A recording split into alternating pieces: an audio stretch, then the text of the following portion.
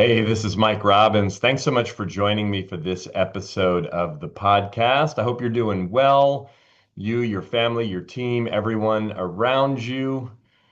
Today, I want to talk about something that I've talked about a lot in the past, but I want to talk about it in a little bit of a different context. I want to talk about healthy self-critique.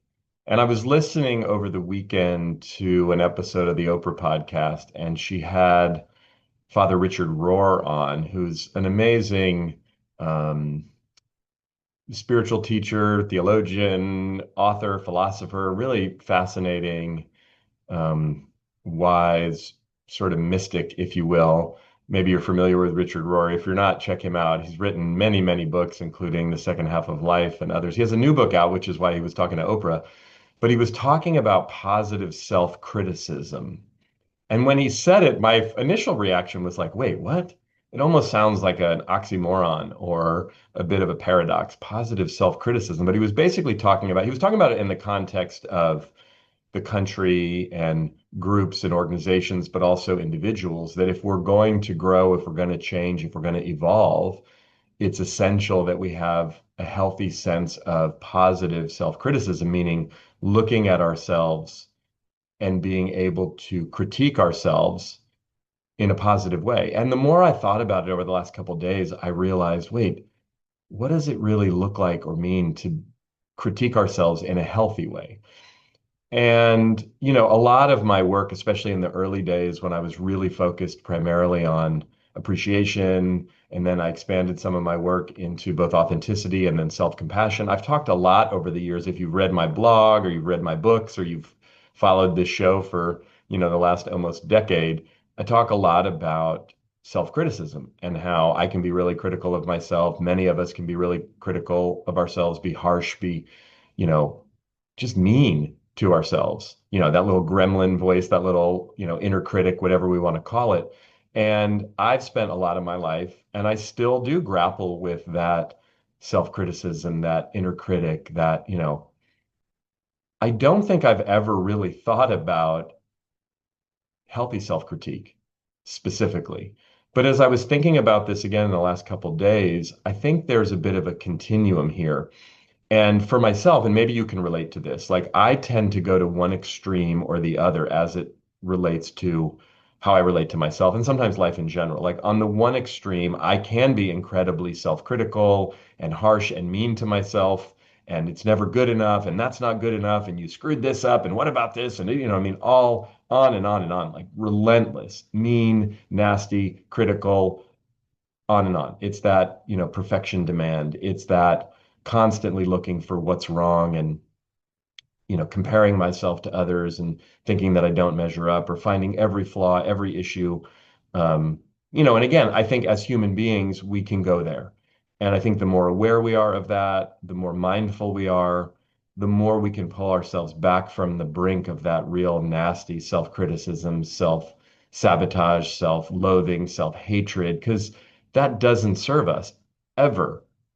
However, I can sometimes go to the opposite extreme, which is I'm the greatest, I'm the best, I'm right. Again, not that I sort of beat my chest and brag per se, but and I remember learning years ago from Chris, one of my early counselors, that the like hyper self-criticism and I'm the worst, I'm a loser, I suck, and I'm the best, I'm the greatest is basically the same coin. It's just it's our ego at play. It's the opposite side of the coin. There's the sort of more positive, I guess you could call it, ego of like I'm so awesome, and then there's the more negative ego of I'm a loser and I suck.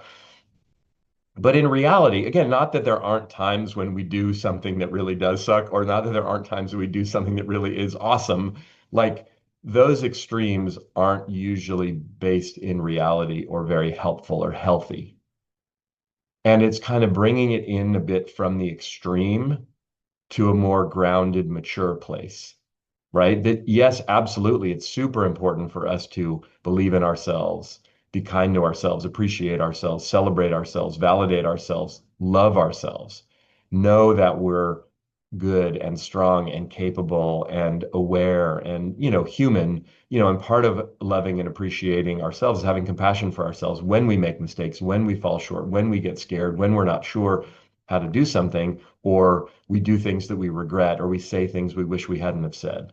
But again, I think it's like coming in from the extremes. If I think of it like on the one extreme, there's the like harsh, really mean, nasty self-criticism. And on the other extreme, there's the sort of braggy, boastful, I'm the best, I'm the greatest, I have no flaws, I do everything perfectly, everyone should be like me. And again, it doesn't usually manifest itself that extreme or overt, but if we really tell the truth about it, it tends to fall into those categories or those extremes, or at least it does for me, and maybe you can relate to this. But as we move in more towards kind of some healthy, balanced center point, and not that I'm talking about stoicism per se, or I'm talking about, I don't feel things strongly. I'm actually a believer in like I want to feel my feelings as intensely as possible, both the love and the joy and the gratitude and the excitement and the appreciation, as well as the sadness and the hurt and the anger and the fear and the right. Because the more intensely we allow ourselves to feel, the more access we have to our emotions and the more power and freedom we ultimately have. But if we move that in, or if I move that in a little bit more to a healthy, balanced center point, it's like, yes, I can honor myself and acknowledge myself and appreciate myself and be kind to myself and loving to myself and remind myself, hey, man, you're pretty good at that, or that was impressive, or that was, you worked hard on that, or that's something you can be proud of, or you can pat yourself on the back. Again, whether it's a recognition like something that I've accomplished or, created, or it's more appreciation, which is more about just recognizing my value and like, hey, I really appreciate the fact that you're kind or that you're earnest or that you're, giving it the best that you've got or trying to figure something out or willing to tell the truth even when it's scary or whatever, fill in the blank, right? That genuine self-assessment to a certain degree and then honoring and appreciating and acknowledging ourselves, recognizing ourselves. And many of you know, if you follow my work, I make the distinction between recognition and appreciation. Recognition is about performance, it's about outcome, what we do. Appreciation is about value, it's more about who we are. So the truth is, like, I don't always do an awesome job at things. So I don't want to recognize myself when it's not worthy of recognition. I don't want to recognize another and say, hey, way to go, great job, when they didn't really do a great job, because that's disingenuous, that's inauthentic. But appreciating other people, just like appreciating ourselves, it's about honoring our value. It's about caring about ourselves. It's about loving who we are, not just what we do. So that can bring it into a healthier realm on the sort of positive, appreciative side. But on the critique side, on the even criticism side, well, I tend to either get stuck in the trap of over criticizing myself. I sometimes, though, will get into the trap of not wanting to criticize or critique myself at all because I don't want to be negative. I don't want to be right. But that can flip me over into that, like, I'm great. I have no issue. And it starts to get a little weird. So, what does it really mean for us to have a healthy sense of self-critique, a healthy awareness? And again, it is a slippery slope, and I definitely struggle with it. So, how do we find that healthy balance? Can we, eyes wide open, really look ourselves in the mirror, actually or figuratively, metaphorically? And what do we see? When we fall short, I didn't live up to my values. I didn't actually show up the way that I wanted to show up. Not being harsh on ourselves, not beating ourselves up, but realizing, oh, I wish I could have done that differently. One of the things Michelle and I do from time to time, probably not as often as we could, but like we'll have an interaction with each other that we don't like or that doesn't feel good. And one of us will get upset with the other, or maybe we're both upset with each other. But Michelle's really good at this of coming back and saying, hey, can we have a do-over? And it's kind of funny, right? It's like when you're kids, like do-over, but like we'll go, it's I wish I would have said this, I wish I would have said that, but we'll almost like role play it out. And we usually end up laughing a little bit, and all of a sudden there's a little more lightness to the conversation and realizing neither of us are perfect. We both love each other very much, and we have very different styles of communication. We handle stress and situations differently. We've had to navigate that over the almost 25 years of being together. But like we can do a do-over, right? We can realize, oh, that didn't go the way that I wanted it to, or I didn't do that thing or say that thing the way that I had intended or hoped. Sometimes we can come back around and just say, hey, can I make amends for that? Can I apologize for that? Can I do that again? Can I try that again? Whether it's with our spouse or our children or our coworkers or the people who report to us or a client or anyone. I know it can be a little weird depending on the context, but like that's part of healthy self-critique is being able to assess ourselves. Again, not that we're running around being hypercritical of ourselves per se, but if we have no awareness of what's happening and no ability to critique ourselves in a healthy way, we end up going down some really dangerous and potentially destructive paths. We don't see, oh, wait, I'm off track here. Oh, wait, I'm not showing up the way that I want to. I'm not taking care of myself the way that I want to. Now, again, if we're constantly operating from fear, from shame, from judgment, from guilt, from like that is unhealthy. So part of healthy self-critique is coming from a place of appreciation, a place of value, a place of caring about ourselves. I care about myself enough to tell the truth. To me, this is why things like therapy and coaching are so important. Things like asking for feedback from others are so important. Now, again, sometimes what people say to us, whether it's our therapist or our coach or a coworker or mentor or friend or spouse or manager who we ask for feedback from, we may not always like what they say. It might hurt a little bit. It might be hard to take in.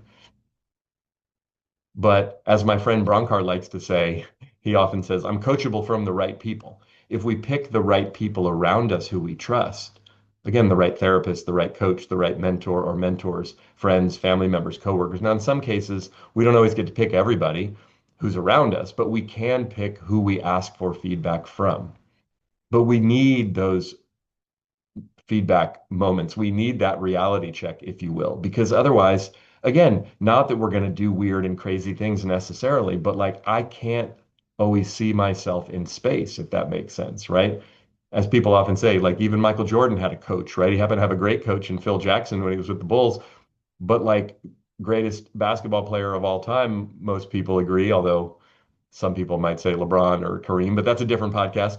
Um, but like even when you're the greatest, we still need feedback. We need coaching. We need people outside of us who can point out some things. And then we need to be able to self-assess and make adjustments, make pivots, tweak certain things, right? When I get off stage speaking, I usually try to think about, I mean, I'll often call Michelle or leave her a message and say that was a B plus, or that was a B, or that was an A, or you know what I mean? I knocked it out of the park. I mean, again, some awareness of like, I feel like that was really great, or that was, not my best. And again, I try not to go to that extreme of then beating myself up and criticizing myself if it doesn't feel like it was my best. But what can I learn from that? What can I take from that? How can I have that make me better the next time, if you will? And we all have that ability if we're willing to have some healthy self-criticism or self-critique of ourselves. But also think about this with respect to your teams, right? We want to be able to look for the good stuff, focus on the good stuff with our teams, with our coworkers, with the people around us, with our families. We don't want to be constantly noodling and nagging and criticizing everything because then eventually people are frustrated and demotivated and defensive. However, we want there to be that healthy sense of critique. What can we do better? Where are we succeeding? Yes. Where can we acknowledge ourselves? But where are we falling short? Where are the gaps? Where are the deltas, if you will, right? We use different words to talk about, you know, falling short. But again, we want to do that in a healthy way. And what I often say when I'm working with leaders and coaching them on how to coach the people on their team is like, look, if you're going to have those sweaty palm conversations, if you're going to give that feedback to the people on your team, if you're going to really coach them on how they can get better, it has to start with a sense of they already know that you value them. They already know that you care about them, that you have their back. So again, whether it's with ourselves, it has to start from a place of self-compassion, self-acceptance, self-appreciation, self-love. Then we can look at where can I improve? Where can I get better? If it starts from a place of shame, self-criticism, loathing, not good enoughness, or whatever, right? Then when we look at where we can improve or where there are gaps, it's just reinforcing the shame. Same thing with others. If it comes from a place of there's something wrong with my son, my daughter, or a fear place of what's the matter with them, is look, I do that as a parent more than I'd like to admit, instead of coming from a place of love, a place of respect, a place of, oh my gosh, I love these young women so much and I want them to be happy and healthy and successful and thrive. And I have a job as their father to support them and protect them and train them in a certain way, and as they're getting older, that job continues to change and I continue to navigate it and at times really struggle with it. But if I come to our daughters from a place of love, of care, of compassion, of commitment, and I might have something to say that is in the realm of a critique, which is always tricky, but I think important to be able to do, not to shy away from it. Is it going to go well? Are they going to receive it well? I don't know. It depends on how I say it in the moment and the energy and all the things. And oftentimes, as adolescents, they're 19 and 17, it can be difficult to hear feedback from your dad, and you don't necessarily want it. I get it. However, if it comes from a place of, oh my gosh, oh no, what's going to happen? Or they're going to be miserable, or what haven't I haven't done a good enough job as a father, and then I come with my amazing advice, it's going to come from that place of guilt or shame or fear or criticism or judgment that's going to have it not be received well almost every time. And that's true whether it's with our children or our coworkers or our friends or our spouse or the people around us. So again, healthy self-critique, ideally when we think about our teams and our relationships, we include ourselves in it. So we're not pointing the finger at others. We're really turning, again, the mirror on ourselves individually or collectively and saying, how are we doing? What's working? What's not working? I was just at an event last week for a new client of ours, and they have a biannual, so twice a year, leadership meeting with their top 30 leaders. And one of the things that they do before the meeting is they send out a survey and they talk about what's working and what's not working for the team, for the company. And it's anonymous. And then they capture all the data and then they put the highlights up on a slide and talk about it as a team every 6 months. And to me, it was like, what a really healthy thing to do as a team, as a company with your senior most leaders. So we really can underscore and double down on the things that are working and then focus on where there's some things that aren't working so we can continue to improve, so we can get better, right? And again, it's a balance. And sometimes there's going to be more things that aren't working than are working. And sometimes there's going to be more things that are working than aren't working. But if we have a healthy sense, a balanced sense of being able to really celebrate ourselves, celebrate our teams and families and the people around us, and at the same time, in an honest, sober, mature way, look at the places where we can improve or the places where things aren't quite working the way that we want them to.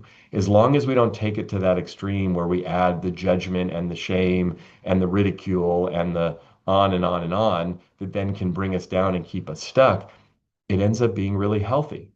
So, what can you do? What can I do? What can we do to practice this in a healthy way? Well, first thing we can do is take a look at what's our relationship to critique or criticism or feedback, right? Are we someone who tends to, again, immediately go to that super harsh self-critical place? Or are we someone who tends to avoid it and not want to deal with it, stick our head in the sand, and more kind of live in, hey, everything's great, I'm awesome? Again, usually it's a combination and we sort of oscillate between those extremes, but just starting with some honest self-assessment or honest, healthy self-critique of how do I think about self-critique or critique in general? Can I change my relationship to it? Again, even hearing Richard Rohr say positive self-criticism, it took me a minute for my brain to even go, wait a minute, is there such thing? Can we be self-critical in a positive way? And then the more I thought about it, I thought we absolutely can. It just takes a certain amount of intention. So that's the first thing. The second thing that we can do is come up with a practice, some kind of practice, maybe that we do ourselves, maybe that we do with one other person or others, multiple people, either one-on-one or in a group. But what type of practice could you come up with that creates a sense of positive self-critique? I mean, the more that I think about it, even as I'm saying it out loud, I think my years in therapy and my years working with coaches and having structures for it, that's helped me step into that positive self-critique place because I don't feel like when I'm sitting with a therapist or a counselor or a coach or someone that I'm working with, I feel like I have the ability to tell the truth and really talk about some of the struggles or the areas where things aren't working so well. And while I can go to that extreme place of self-criticism, usually in dialogue with another person, we can get to some productive places or some insights. Or like to me, I verbally process a lot. So that's kind of the way that I work things out, but also journaling has been a real helpful practice for me. So again, what is it for you? How can you get yourself into a place of positive and healthy self-critique where you're reflecting on things, not being harsh, critical, mean to yourself, but looking at the areas where can I enhance? What can I let go of? What can I do differently? Right. And a third thing, it's related to this, but one of my favorite exercises to do, and again, we can do this ourselves in a journal or just mentally or in meditation, or I record a lot of voice memos these days. That's again how Michelle and I communicate with each other a lot is via voice text, but I'll record voice memos on my phone for myself because again, I'm a verbal processor and sometimes I'll get done with a run like I did this morning and I'll have a big insight and I'll go and record my insight as I'm having it and I'm sharing it and I'm communicating it out in the moment so that I flush it out. But then later when I listen back to it, it's like a journal entry just verbally, right? But you can do this yourself. You can do this with another person. You can do it with a group of people. Is ask those great three feedback questions. What can I start doing that I'm not doing? What can I stop doing that I'm currently doing that maybe isn't serving me? And what can I continue doing? So start, stop, continue. You can write that down in a journal again, or just have that conversation with yourself. You can ask another human being, your spouse, your friend, your manager, your coworker, your, adult child, whoever you want to, that you trust and you empower to like tell you the truth. What do you think I could start doing, stop doing, or continue doing? Now, in this case, it's their feedback, but you can take it in and decide, does that resonate with me? We can do this in a group. Some of the teams I work with will do this exercise where people will get start, stop, continue feedback from the group. It's pretty vulnerable, but it can be incredibly powerful. And then as a group, less vulnerable, but often equally as impactful is thinking about the group, the team. What can we start? What can we stop? What can we continue? That's a healthy self critique collectively. It's one of my favorite exercises to do at the end of a session or a workshop that I do with a team or the end of an offsite. Okay, based on what we've been talking about, during this half day session that I'm with them or over the last 2 days if they've been together for that long, what are you all going to start doing? What are you all going to stop doing? And what are you all going to continue doing? And sometimes it's very practical, specific, business related things. And sometimes it's more behavioral, mindset, attitudinal, how they interact and engage with each other. But then we capture those things. And oftentimes when I work with teams over time, we'll create a start, stop, continue list in our first session. And then when I come back in 3 months or 6 months or a year or whatever to do a follow-up session, one of the first conversations we have is we look at that start, stop, continue list and go, how'd we do? Or when I'm coaching people one-on-one, usually at the end of the session, okay, what are you going to do over the next week or 2 weeks or month between now and when we're going to talk again? What are the actions you're going to take? Right? And then when we get on the next call, the next coaching session, I start with the list. Hey, last week, last month, whenever we talked last, you said you were going to do this. How'd that go? You said you were going to do this. How'd that go? You said you're going to do this. How'd that go? And usually, if they're always saying yes to all the things that they committed to, my feedback is often those probably weren't big enough stretches if you were yes to all of them. Because what I appreciate is when they do certain things, and then I say, okay, great, congrats, you did the thing you said you were going to do. What'd you learn in the process or what came out of it? And then sometimes they go, oh, I forgot about that, or oh, I tried, but it didn't work, or oh, I did some of it, but not all of it, or whatever. And then it's like, great, what did you learn in the gap or what got in the way? Again, healthy self-critique, reflecting. That's how we learn. That's how we grow. That's how we expand our capacity. So any of these things and other things that we can do to, in a healthy way, in a positive way, in a productive way, really look at ourselves and assess ourselves. And yes, appreciate ourselves, value ourselves, validate ourselves, celebrate ourselves honestly, authentically, genuinely, in a grounded way, for sure, all the time. And if we can also, in a healthy, productive way, critique ourselves, even criticize ourselves, but not to be mean, not to be harsh, not to be perfectionist in some demanding, ridiculing way, but in that healthy way that allows us to grow, that allows us to change, that allows us to make some adjustments and do some things differently so we can be the best versions of ourselves we can possibly be. For the people that we love, for the people that we work with, for the impact we want to have on the world, but also for our own, you know, fulfillment, our own sense of evolution, which is really what this conversation and most of the conversations I have on this show are all about. So thanks for watching. Thanks for listening. As always, I appreciate it. Make sure to hit the follow or the subscribe button if you haven't already so you don't miss any future episodes. And then in the show notes or the notes below on YouTube, there are links where you can stay connected with me and learn more about my work. Best place to do that is at our website, which is mike-robbins.com. Until next time, keep bringing your whole self to work and to life. And remember, we're all in this thing together.